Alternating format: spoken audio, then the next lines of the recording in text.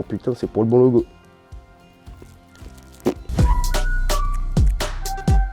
Bonjour et bienvenue pour cette nouvelle édition du comptoir de l'Églantine Vierge Handball. Aujourd'hui, nous accueillons Jocelyn. Salut Joss. Bonjour Zo. Joss, peux-tu te présenter en quelques mots? Alors, Jocelyn Lavra, donc j'ai 30 ans et donc je suis l'entraîneur cette année du groupe senior féminin de l'Églantine Vierge Handball depuis cette saison. Joss, quel est ton parcours au sein de l'Églantine? Parce que je crois que tu as un parcours assez atypique, parce que tu as d'abord été joueur, si mes souvenirs sont bons, puis après tu as été salarié. Salarié, ouais. Voilà. Premier arbitre. Donc maintenant, à toi de m'expliquer un petit peu comment tu en es arrivé à être en fait entraîneur de cette équipe senior fille. Ok. Alors j'ai commencé le handball à 13-14 ans, moins de 14 dernières années, donc avec les copains du collège qui m'avaient, donc les Grisons, les Cathy Nevel, Antoine Bouilly, tout ça, qui m'ont racolé pour venir un petit peu. Il n'y avait pas de gardien ces années-là, donc j'ai attaqué directement par les équipes jeunes en tant que gardien avec Georges, après avec Emeric, Talou, etc. Derrière, donc joueur senior aussi, et en même temps à côté je faisais de l'arbitrage, enfin on est rentré dans le cursus arbitrage. Donc au début avec les copains, puis derrière on s'est mis ensemble avec Rémi derrière à la fin. Donc avec lequel on a réussi à évoluer, on a pris vraiment le truc à bras le corps et jusqu'à accéder au premier échelon national pour arbitrer donc National 3, National de filles. Et en même temps je continuais de jouer et comme je disais tout à l'heure, j'étais salarié en même temps du club, donc j'ai été 7 ans salarié du club.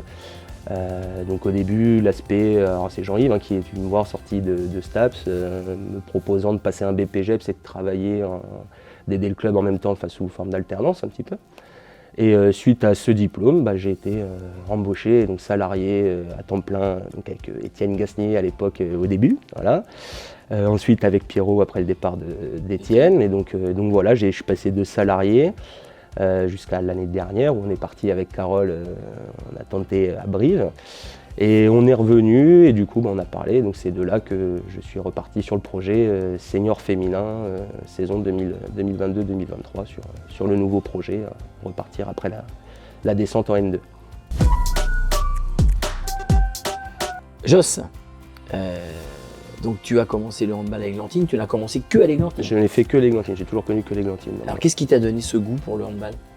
Vraiment les copains vraiment au départ où je suis vraiment venu essayer au début. Alors j'ai tout de suite accroché avec les copains. Alors en plus cet aspect, oui, ils n'avaient pas de gardien et j'ai pu justement c'est ça qui est important parce qu'en fait tu as quand même un poste atypique, gardien de but, tout le monde ne veut pas aller dans les buts au handball parce que la balle va relativement vite. On pourrait penser que ça peut être dangereux, ça peut faire un peu peur. Il y en a même qui vont dire que des fois on est les gardiens, ils ont le cerveau à l'envers. Ouais, parce que pas totalement faux par moment, mais mais ouais, non, c'est ça. Alors j'étais, on va dire déjà dans un format physique qui amenait plus à être sur le terrain qu'à être ailier, si tu veux. Voilà, j'étais plutôt rond, courir, c'était pas mon point fort. Donc de base, c'est plutôt pour ça que j'ai clairement été sur ce poste-là et qui m'a, oui, tout de suite plu. En plus, comme ils en avaient pas ou quoi, et vraiment le lien copain. En plus, Jean-Yves, alors ma mère en avait fait en plus il y a très très longtemps, au même poste que j'étais aussi.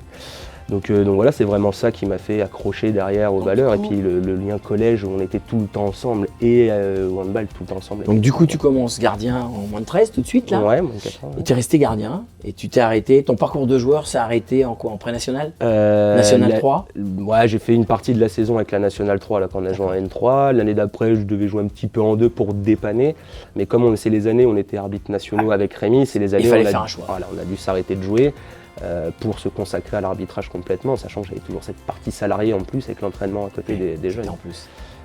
Et donc si tu n'avais pas fait de handball justement, est-ce qu'il y aurait eu un autre sport que tu aurais aimé pratiquer? Oui, alors déjà avant de venir au handball, j'étais dans un sport, c'est ce qui a fait que j'ai dû finir une première saison avant d'arriver sur la nouvelle. J'ai dû finir ma saison donc au rugby, j'étais au rugby au FOC et je faisais le tennis en même temps. Et c'est clairement 2 sports qu'il n'y aurait pas le handball, j'aurais continué. Le rugby, j'aime beaucoup. Donc un sport co et un sport individuel. Ouais, et un sport vraiment plus d'été, tout ce qui est hiver, qui allait très bien en plus avec le handball, où la saison s'arrête mai-juin, et c'est en général le début de saison du tennis en extérieur et tout ça. Donc ouais, c'était des sports, les deux que je pratiquais avant et que j'aurais sûrement repris s'il n'y avait pas eu le handball. Donc du coup, si j'ai bien compris ton parcours, tu as commencé à l'Églantine et tu es toujours à l'Églantine, même si tu as eu une petite année, on va dire, de transition, même pas une année, quelques mois de transition quand tu as quitté Vierzon pour faire autre chose sur Brive. Tu es revenu à ton club de cœur. Tu ne joues plus, tu n'arbitres plus, mais par contre, tu es parti donc sur les entraînements et sur le coaching d'équipe. Donc en l'occurrence, le groupe senior filles, comme tu nous l'as dit tout à l'heure. Alors justement, par rapport à ça, qu'est-ce que tu préfères? Les entraînements ou le coaching? Ou les deux? Alors ouais, il y a vraiment cet aspect des deux. Alors dans l'aspect vraiment pur, alors compétiteur aussi, du fait de mes années aussi joueur ou quoi, tout de suite j'ai envie de te dire le coaching pour cet aspect adrénaline, réflexion, essayer de brain entre guillemets, mais il y a aussi tout cet aspect de préparation de match à l'entraînement que j'aime beaucoup, et encore plus cette année sur ce groupe senior, on est vraiment dans de la préparation plus pointue de match. Et ça, j'aime beaucoup cet aspect préparation, donc j'aime beaucoup préparer les matchs pour ensuite pouvoir performer le week-end, quoi. Mais vraiment le week-end, il faut qu'on soit c'est vraiment l'aspect compétitif qui me plaît le plus. Et alors, par contre, la question, pourquoi les filles? Pourquoi les filles? Alors, parce que ça faisait quelques temps, du coup, j'étais sur la filière féminine. Hein. Quand j'étais salarié, du coup, on était Pierre responsable de la filière masculine et moi de la filière féminine.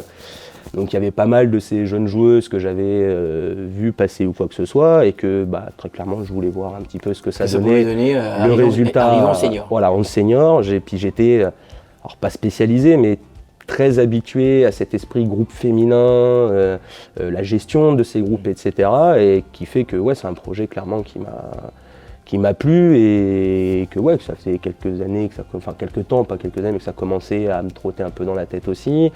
En ayant clairement travaillé avec Olivier Plancoulen l'année dernière, on travaille en commun, bien sûr que ça donne des envies. Et là d'avoir eu l'opportunité cette année, c'était vraiment... c'était au bon moment, à l'instant T. Voilà, au bon moment, instant T, avec les jeunes qui montent, un groupe en plus jeune où je suis plutôt là-dedans, dans tout ce qui est jeunes joueuses.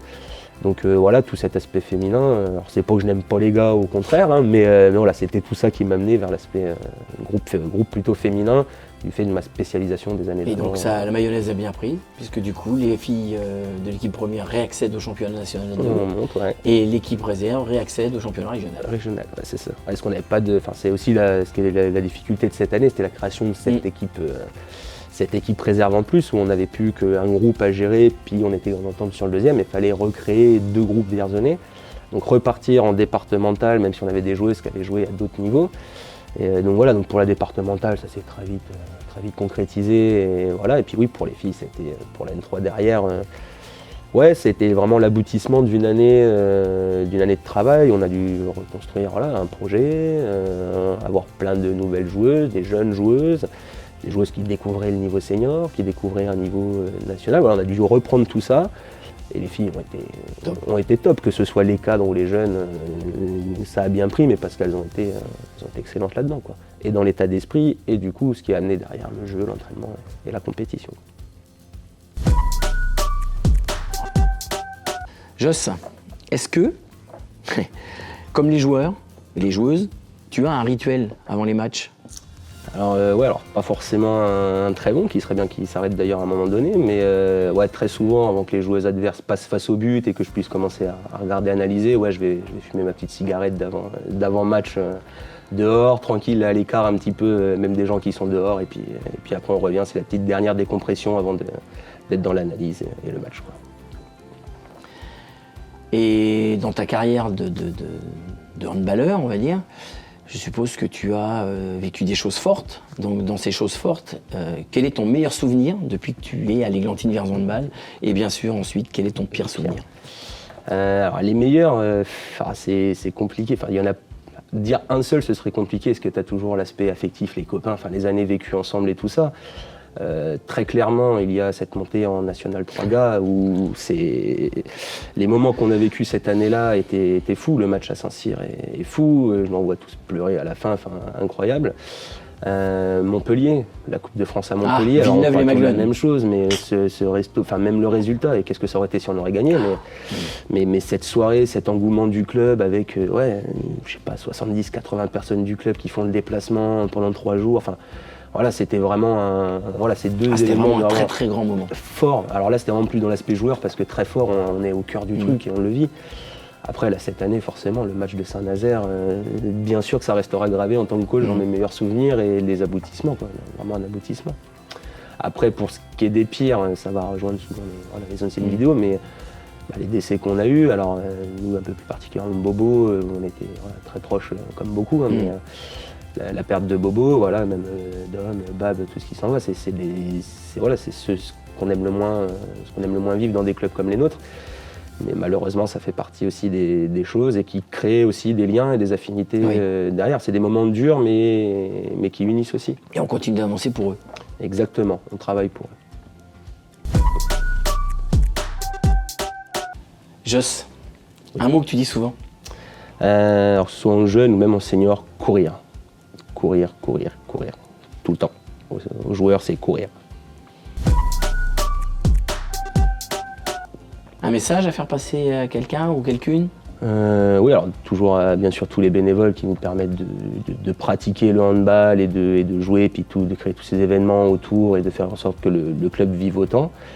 Et aussi à mon chachouille bien sûr qui était avec moi là toute la saison et qui c'est encore plus un homme de l'ombre parce que on n'entend pas parler ou quoi, mais il est hyper important, hyper investi. Alors Chachouille, pour ceux qui ne connaissent pas. Stéphane Auchard. Alors Chachouchard, parce que même Stéphane il se reconnaîtra pas, mais oui voilà, qui est mon intendant et qui me fait un boulot à côté de manière à ce que toi tu te focalises uniquement sur ta partie que le coaching, entraînement, et c'est quelque chose qui est très important quand même et qu'on voit pas forcément beaucoup et donc voilà, merci Chachouille.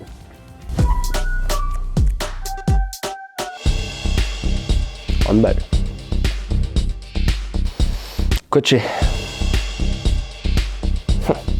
Fille. Collectif. Championnat. Mi-temps pour réguler, troisième mi-temps pour s'amuser. Gérard. Non, Landine. Oh là là, pardon. Je suis parti sur Meillard, je pensais que c'était bien. Allez. Film de Madame Série, donc bon.